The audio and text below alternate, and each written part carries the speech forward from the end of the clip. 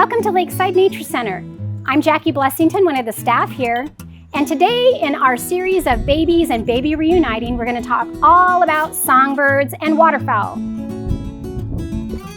Now, because there are so many different species of songbirds, just a little representative here, we're going to kind of lump all of them together today and treat them all a little bit the same in regards to what we're looking for if there's a baby that might have been potentially abandoned, injured, maybe orphaned. And then we're going to talk about the best ways to maybe get them back with their parents if at all possible. Many birds are categorized as either precocial or altricial.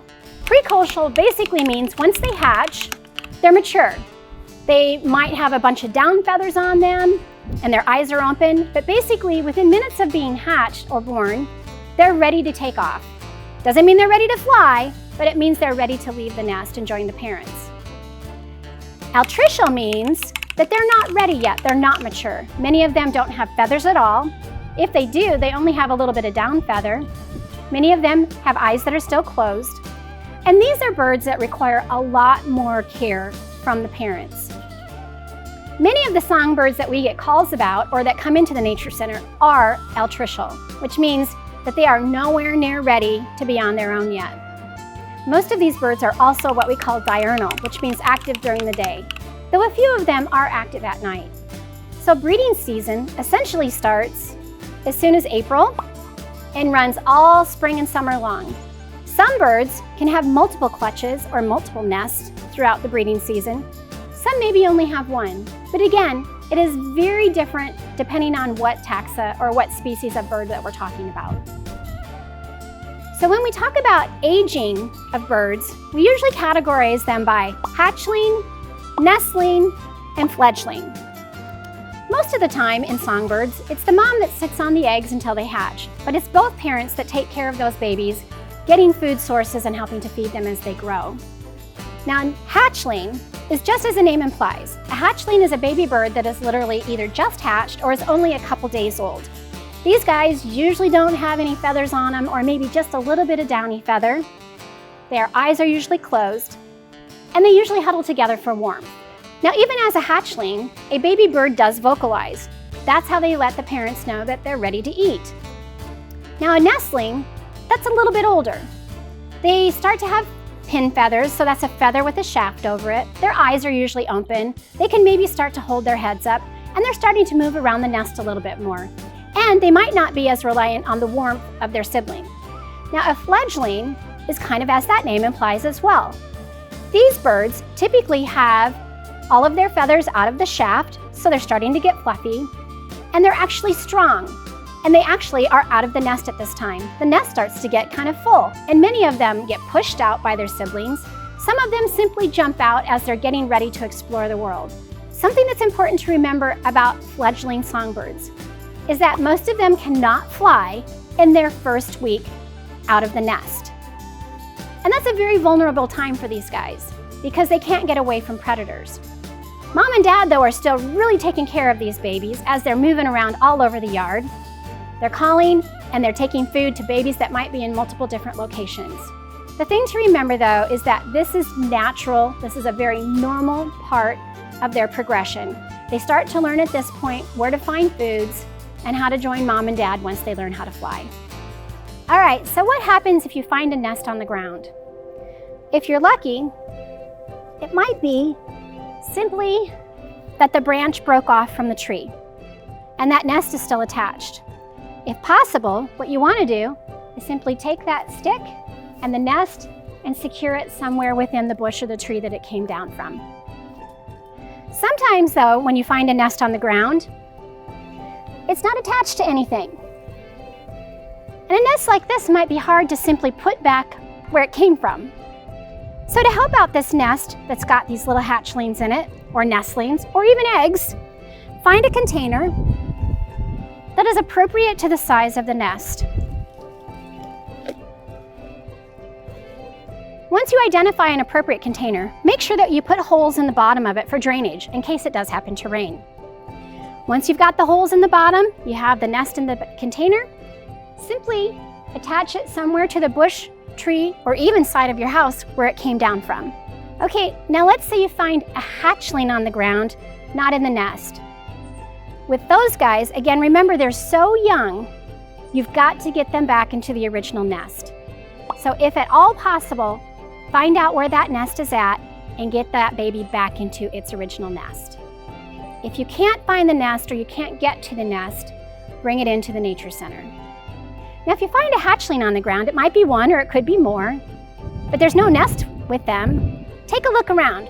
See if you can find a nest somewhere close by, because they can have traveled far. It might be in a bush or a tree, or look up. It could be somewhere on your house, your garage, or a building that's near there. Those babies have to get back into the original nest. Remember we said how dependent hatchlings are on their parents. If you cannot find the nest, or you can't get to the nest, then bring it into the nature center and we'll talk about what the next plan is. All right, now let's say you find a nestling on the ground. Remember, these guys are a little more developed at this point. Of course, the ideal situation is just like with a hatchling, to get them back up into the original nest. But if that's not possible, we do have an alternative for them. Again, we're going to look for a container that's appropriate in size for the species, and maybe fill it up with some natural or organic materials, like leaf material or grass material.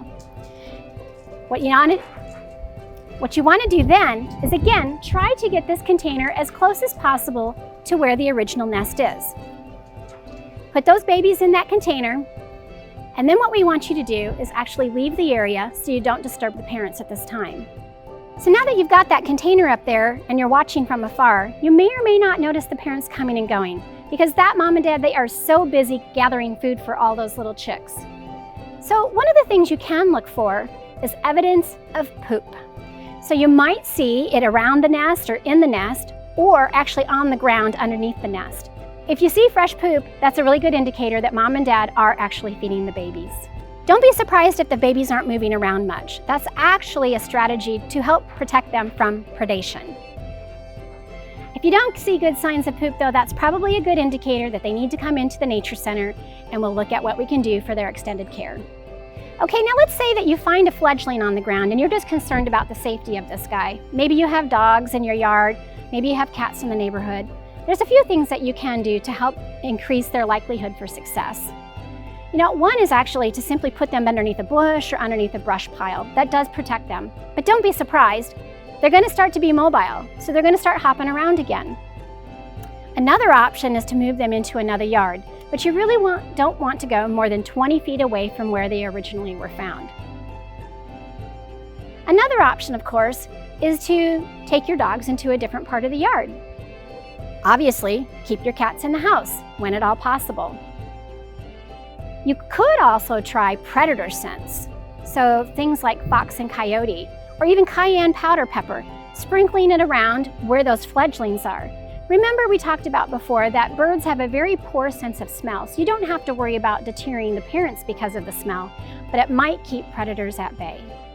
So this little short segment is going to be about baby waterfowl. And here at the Nature Center, there's 3 basic ones that we get in: Canada geese, mallards, which is a duck, and wood ducks. Now they start nesting actually around this time of year, which is April. And the goslings, the Canada geese, they're usually the first babies that we get in. It's going to be closer to middle to the end of May. After that, we might start to get some of the ducklings in, which might be the mallards or the wood ducks. Canada geese, ironically, don't usually lay their eggs or make their nest near water. It's actually sometimes very far away from where that water source is. Now, once those babies start hatching out of the eggs, usually within the first day, or as soon as all the eggs are hatched, they'll make a trek from where the nest site is to the closest body of water. Those babies are what we call precocial, which means once they're hatched and ready to roll, they're ready to follow mom around. Versus altricial, which is with a lot of our songbirds, that means they're going to stay in the nest for a couple weeks or more before they're ready to leave and join the parents. Mallards are actually a lot like Canada geese, where they may or may not have their nest anywhere near water. It's the same situation. As soon as all of those eggs are hatched and the babies are ready to roll, they start their trek towards the nearest body of water. Now, they won't be able to fly for the first couple months. It takes a while before all those feathers come in and they're actually ready to fly. The same with the Canada geese. Now, our wood ducks, which is actually a very colorful duck that we have around here, they do not make their nest on the ground. They actually will find a hollow in a tree where they lay their eggs. Maybe that tree hollow is somewhere near a body of water, and when the babies hatch, they leave the nest within the first day or so as well. And if they're near a body of water, they might launch right out of that tree straight into the body of water. But sometimes they don't have the perfect nest near that body of water. So they actually will trek as well. They're going to go find a tree hollow where they can lay their eggs. Once those babies are hatched, they jump out of the tree and they make the journey to the nearest body of water. So once in a while, when they're making their long trek or their long journey from the nest site to the water area, once in a while the babies will get separated. Now, if you happen to see a lone duck, whether it's a mallard or a woody, if you see a mom and other ducklings around, just make sure that you can get that little guy as close as possible to the mom and the other ducklings. And then hopefully they will all continue the journey together. Goslings can be the same situation. Sometimes one will get separated during the journey. If that's the case, you still see the mom and the other goslings, just get that other loner back together with the group. Once in a while though, you'll see one that's all alone, no group, no other goslings. So what is critical with these guys is that they imprint very quickly on people. So if you do collect one up, one of the things you can do is look for the nearest body of water. Look to see if you see any goslings with a parent out on the water. If so, you can take that gosling, sitting gently on the side of the water, and then walk away. Watch from a distance to see if he joins the rest of the group. Canada geese parents actually make wonderful foster parents. We can actually take babies from different groups and put them with another group that we find on a body of water. As long as the babies are all about the same age and you haven't kept that baby too long to where it's become imprinted, you can actually follow the same process where you take that baby and put it on the side of the water, walk away, give them a chance to talk and communicate to the other families that are out there and see if they join up together. If you watch from a distance and give it a little time, it's a pretty successful procedure. If you have any problems though, go ahead and bring that gosling in to the Nature Center and we'll see if we can find a group as well. We'd like to thank everyone for joining us today on our segment on songbirds and waterfowl. Again, if you have any questions at all, please feel free to contact us here at the Nature Center. We're here to help.